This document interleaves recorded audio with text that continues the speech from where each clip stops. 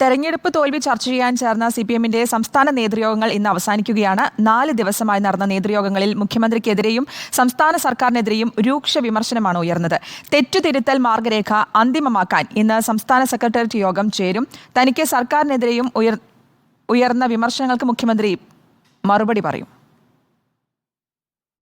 തെരഞ്ഞെടുപ്പ് പരാജയത്തിൽ വിശദമായ ചർച്ചയാണ് കഴിഞ്ഞ ദിവസങ്ങളിൽ സിപിഐഎമ്മിന്റെ നേതൃയോഗങ്ങളിൽ നടന്നത്. ക്ഷേമ പെൻഷൻ മുടങ്ങിയതും സപ്ലൈകോയിൽ അവശ്യ സാധനങ്ങൾ ഇല്ലാതായതും ജനരോഷത്തിന്റെ കാരണമായെന്ന് സംസ്ഥാന കമ്മിറ്റി വിലയിരുത്തി. ഇതിന് കാരണമായ ധനവകുപ്പിനെതിരെയും രൂക്ഷ വിമർശനമുയർന്നു. മുഖ്യമന്ത്രിയുടെ ശൈലിക്കെതിരെയും സർക്കാരിനെതിരെയും വിമർശനമുണ്ടായി. മുഖ്യമന്ത്രിക്കെതിരെ കീഴ്ഘടകങ്ങളിൽ ഉയരുന്ന വിമർശനങ്ങൾ അവഗണിക്കരുതെന്ന നിർദ്ദേശവും ഉയർന്നു. സർക്കാർ പദ്ധതികളിൽ മുൻഗണന നിശ്ചയിക്കണം, ജനക്ഷേമ പദ്ധതികൾക്ക് പ്രാധാന്യം നൽകണമെന്നും അഭിപ്രായമുണ്ടായി. മുഖ്യമന്ത്രിയുടെ വിദേശയാത്ര വിവാദം ഒഴിവാക്കേണ്ടിയിരുന്നു. അനവസരത്തിലെ യാത്ര അനാവശ്യ വിവാദത്തിനിടയാക്കി. മൈക്കിനോട് പോലും കയർക്കുന്ന തരം അസഹിഷ്ണുത അവമതിപ്പുണ്ടാക്കിയെന്നും നിലവിലെ ശൈലി തിരുത്തപ്പെടേണ്ടതാണെന്നും അഭിപ്രായമുയർന്നു.